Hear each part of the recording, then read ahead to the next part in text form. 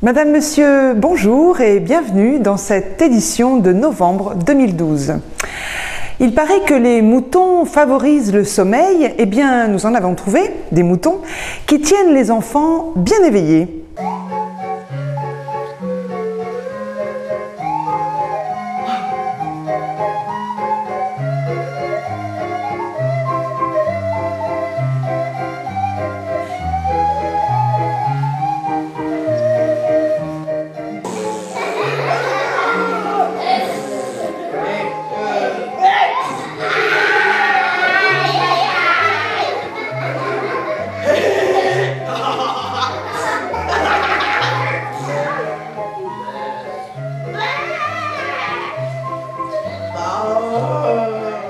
Que le spectacle a été créé en 2007, qu'on l'a pas mal joué sur la région, hors région, en Normandie, où c'est qu'il est allé sur la Côte d'Azur, en Gironde. Mais les moutons se sont bien promenés et ils sont ravis de venir en Lozère quand même, dans le pays du mouton.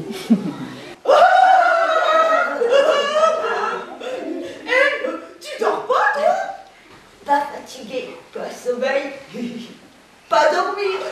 Donc c'est un spectacle pour les tout petits à la base, mais qui plaît beaucoup aux plus grands aussi. Trop froid pour dormir. En fait, bien souvent, il rit à des endroits où on s'y attendait pas du tout. Et non, c'est vraiment... Et surtout, c'est en jouant que toutes les petites finesses se trouvent. Et eux nourrissent le spectacle. Nous, on fait une proposition et eux-mêmes, par leur réaction, le nourrissent énormément.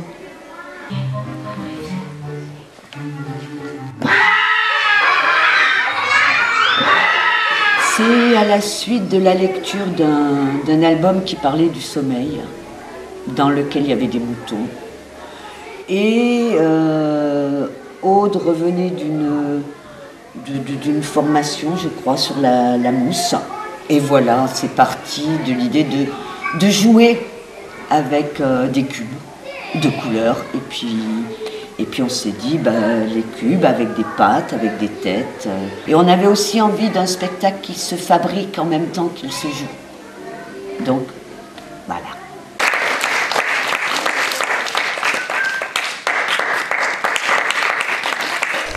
Si les enfants aiment s'amuser, les grands-parents et les arrière-grands-parents savent aussi le faire très bien. La preuve en images.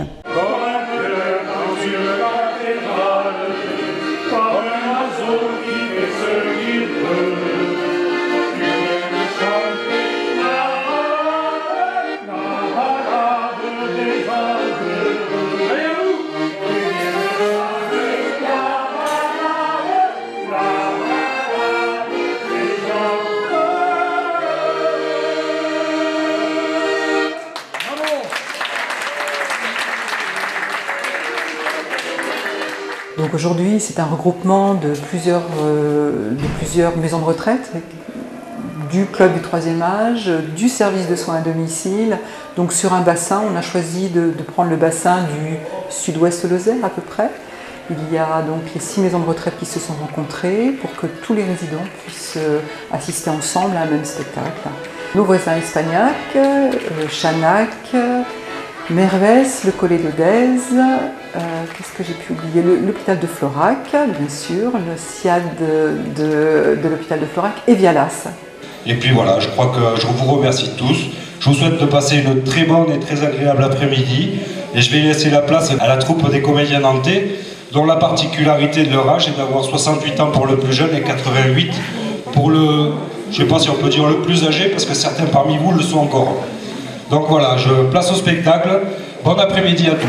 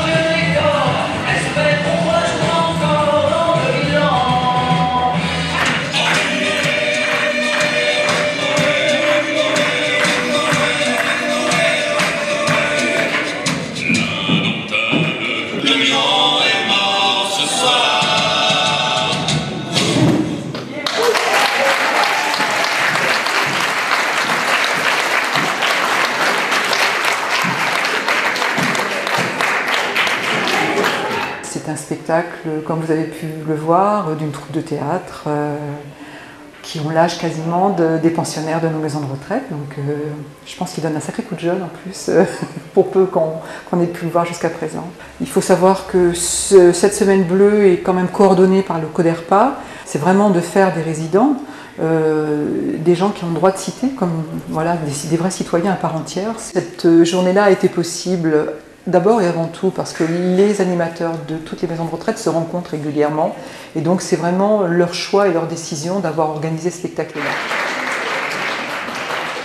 Pour faire de la musique, il faut bien sûr un instrument de musique. Ça peut être un alto, une guitare, un violon, qui peut être dessiné, conceptualisé, fabriqué de manière très personnelle, ce qui devient une pièce unique au monde. Voici Jürgen Winter qui nous donne une très belle leçon de savoir-faire.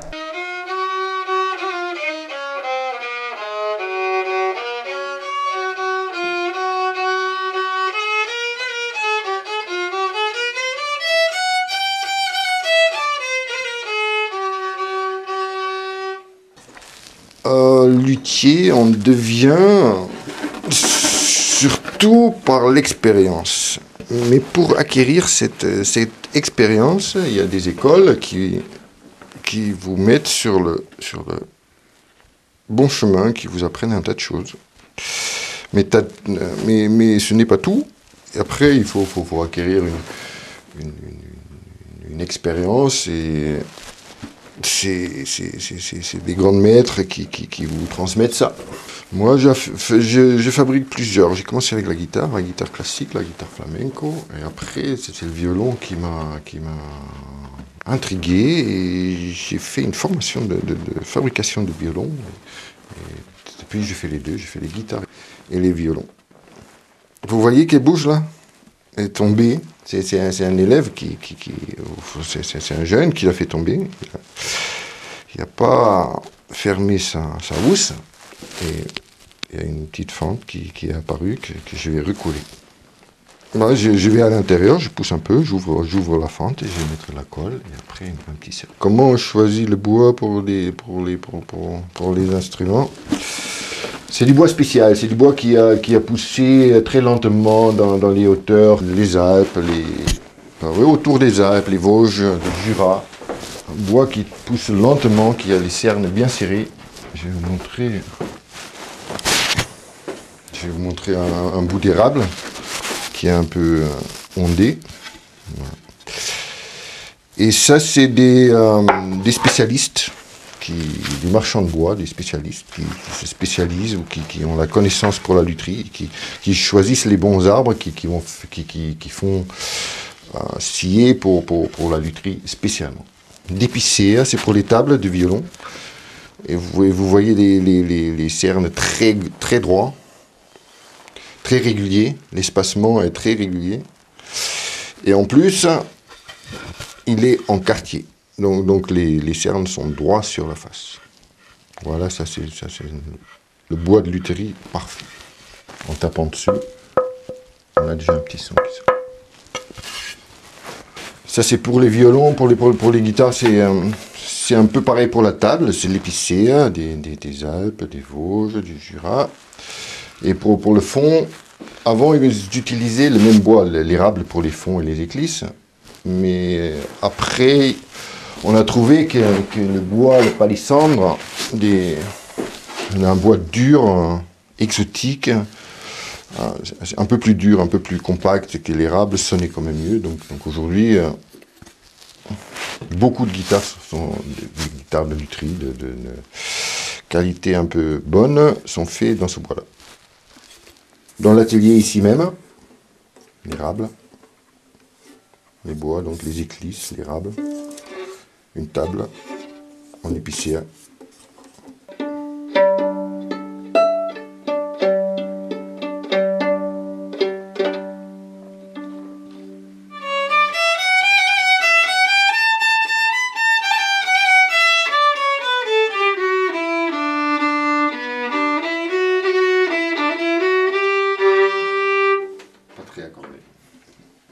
On se retrouve, si vous le voulez bien, après une courte pause. À tout de suite.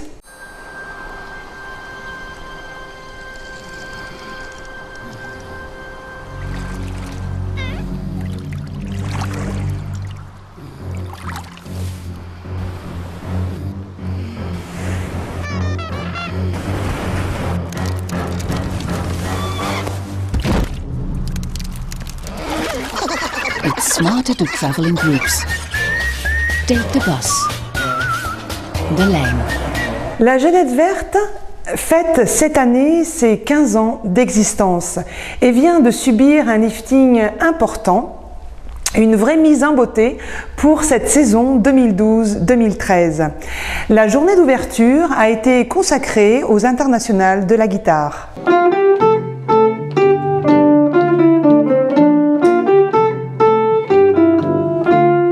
Je pense pouvoir dire que la Genette Verte a fêté dignement ses 15 ans, samedi 13 octobre, en compagnie des internationales de la guitare, avec plusieurs animations proposées tout au long de la journée. Notamment dans le hall de la Genette Verte, avec pour commencer un concert des élèves de l'EDML.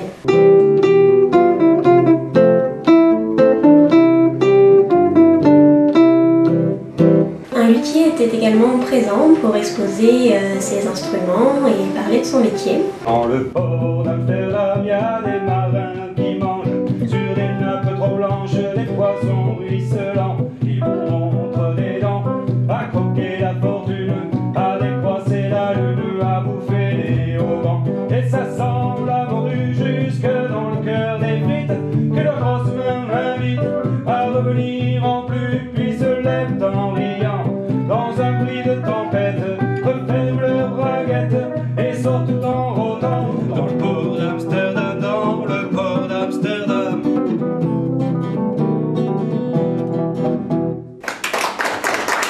La Batoucaillou a enflammé les rues de Florac avant de terminer devant la Genette Verte.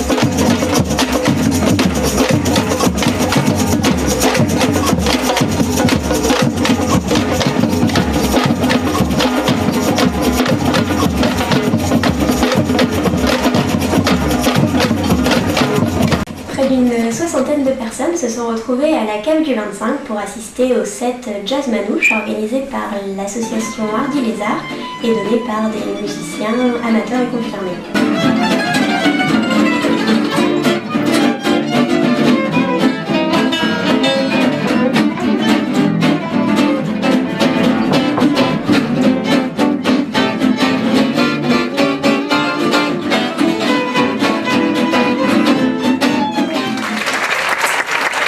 C'est devant une salle quasiment comble que Denis Lefrançois a fait son show et a mis de l'ambiance avec ses chansons françaises très dynamiques. C'est alarmant, c'est désarmant cette bêtise. Ah là là. C'est alarmant, c'est désarmant cette bêtise. Qu'avons-nous fait pour en arriver là, je vous demande. C'est alarmant, c'est désarmant cette bêtise. Ah là là. Ah là là. C'est alarmant, c'est désarmant cette bêtise. Qu'avons-nous fait pour en arriver là?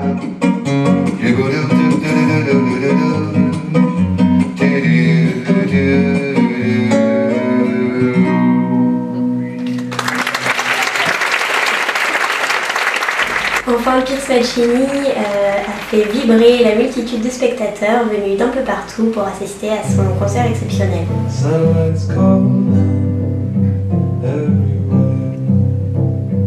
On the earth you can watch me spin.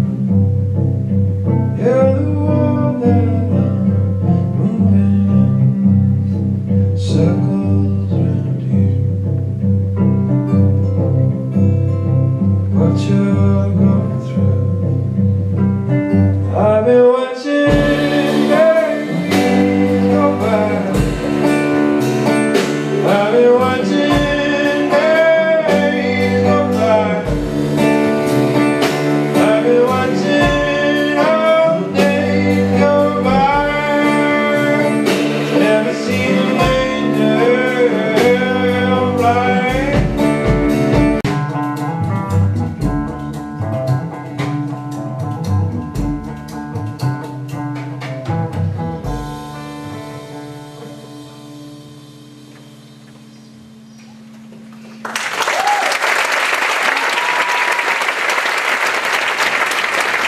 Donc cette journée d'ouverture a été un véritable succès et j'ose espérer que la salle sera aussi remplie lors des prochains spectacles.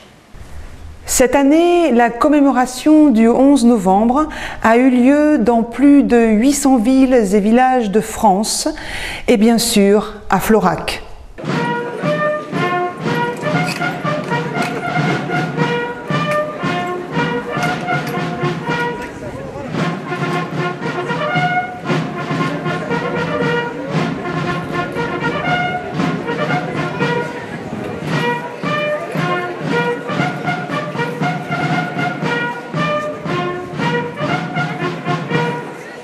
banc.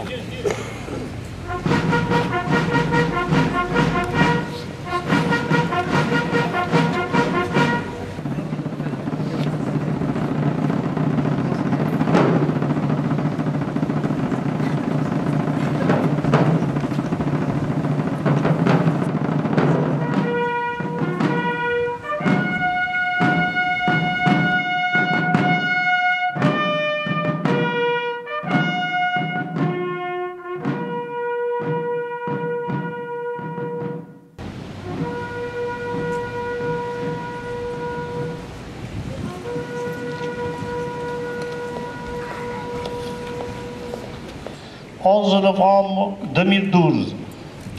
Nous célébrons aujourd'hui le 94e anniversaire de l'armistice du 11 novembre 1918. Armistice victorieux pour la France et ses alliés, après 4 années de combats meurtriers face à l'Allemagne et aux empires centraux. Il n'est pas une ville, pas un village de France qui ne garde gravé dans la pierre d'un monument le souvenir de ceux qui sacrifièrent leur vie pour la patrie et la liberté. Vive la République et vive la France. Message de Kader Arif, ministre délégué auprès du ministre de la Défense en charge des anciens combattants. Le 11 novembre 1918 à 11 h, les clairons sonnaient le cessez-le-feu tout au long de la ligne de front, mettant fin à 4 ans d'une terrible guerre. La Grande Guerre marquera à jamais les esprits. La réalisation de monuments aux morts dans presque toutes les communes pour porter les noms de leurs enfants morts pour la France, auxquels s'ajouteront ultérieurement ceux des victimes des autres conflits. C'est donc la reconnaissance du pays tout entier à l'égard des morts pour la France tombés pendant et depuis la Grande Guerre qui s'exprime aujourd'hui, particulièrement envers les derniers d'entre eux, ceux qui ont laissé leur vie en Afghanistan.